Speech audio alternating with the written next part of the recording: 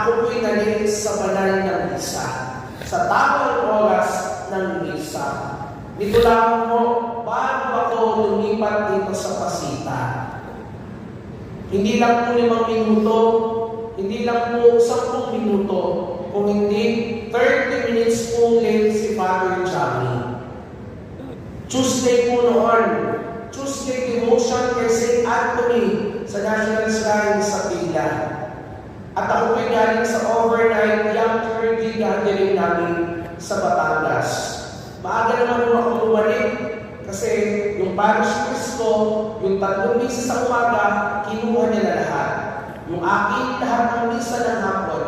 Bumalik po ako before lunch. Gusto pa naman ako. Sabi ko, matutulog muna ako, magpapahinga para malakas na ako ng 3 p.m. At nangyari na po ang hindi dapat mangyari. Anong oras ako nagising? 3:20 p.m. 3:20. Kaya naman po dali-dali ako Wala nang ligo-ligo. Hilamos na lamang at toothbrush na lamang at konting basa ng buhok. Diretsong bihis at baba. Alam mo ninyo, hiyan-hiya po ako ng mga panahon na iyon. Para wala akong maipakita din sa mga tao. Gusto ko pong maglakong parang bulay nung ako yung harap. Gusto ko din pong gawin yung itinuturo sa akin na pinagbabawal ng teknik ng aking kaklase. Alam po ninyo yun. Pinagbabawal ng teknik. Sabi ng aking kaklase, Father, pari ko pati kayo namin ng matagal, magsakit-sakitan ka. Umuho ka. Tapos sinaan mo yung boses mo, sigurado.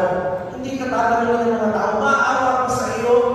Pagkatapos, ikakabait ng mga tao, hindi ko naman po pwedeng gawin.